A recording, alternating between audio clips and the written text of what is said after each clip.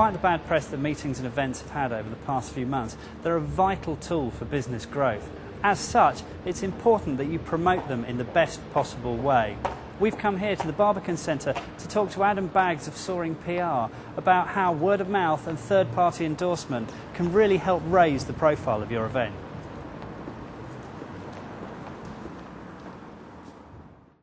So Adam, in view of the current economic conditions, is now really the right time for companies to be investing heavily in promoting their meetings and events?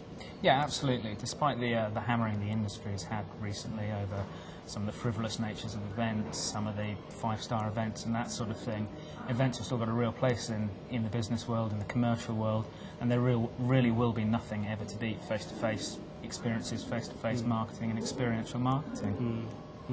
Ultimately, most companies, most events, meeting planners, etc., are faced with three decisions at the moment, or three choices about how to promote their events. They can either cut their spending totally, which obviously means no promotion, no advertising, bang goes the event as very few people show up. Second option, they can keep things as they are, keep their spending on the same level, which for a lot of businesses at the moment isn't a bad idea, because they're then in a situation, because advertising is getting cheaper, publications, the media is more desperate for copy and advertising, they're in a position where their money buys more, so keeping their spending as it was 12 months ago will actually buy them more now than it might have done then.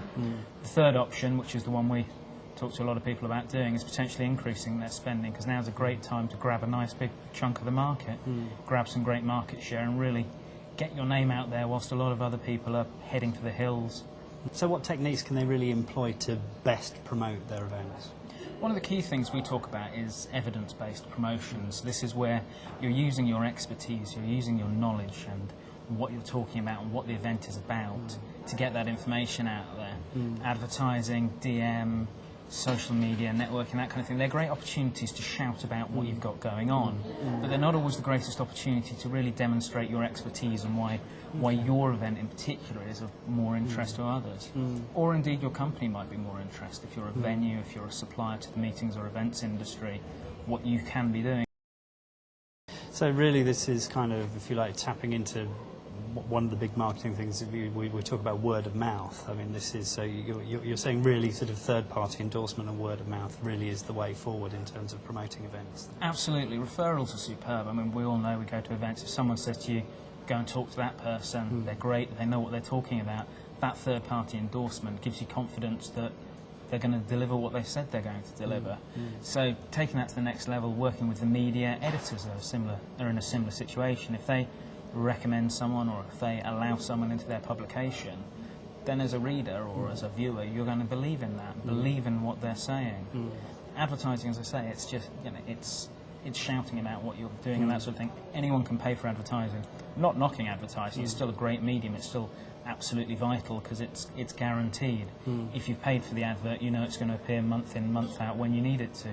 But you need to back that up with some of the other comments, some of the other editorial, and work with the journalists and the editors to build in those other messages and those other ideas.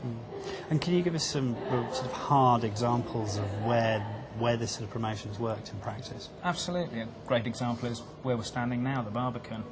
Sort of 18 months ago, 2 years ago, very well-known venue, world-renowned as being a leading arts venue, but not that well-known as a conferencing and meetings venue. When it was built 25 years ago, it was actually created as Europe's largest conference and arts venue, but few people have realised that, and they've always thought of it as being an arts venue. Over the last 18 months, 2 years, we've been working very, very hard to get the message out there about the other things happening. Another example is Nexus Collections, well known as a creator of and manufacturer of conference bags for the meetings industry, events industry, exhibition industry, etc. Products are fantastic, but most of the editors out there aren't going to want to write about conference bags every month. It's not the most thrilling subject, and even their MD, Nick Jones, recognises that fact. So we had to look at some other ideas. Nick's an ex-accountant. He can talk about statistics, he can talk very knowledgeably on the recession, the economy and that sort of thing. But also they've been working more recently on creating a fair trade factory and a range of environmentally friendly conference bags. Again, you can't push conference bags too much, but the knowledge they've got, the research they've been through, to create those bags has put them in a position where they can talk about greenwashing, they can talk about fair trade, they can talk about the environment as part of the business model and all sorts of other areas that have meant that people are interested in hearing what they've got to say, and when put in the right context, basically, you can achieve a lot of coverage, and a lot of people are very interested in what they have to say. So how is this impacting directly on the events they're holding? I've seen a dramatic increase in sales.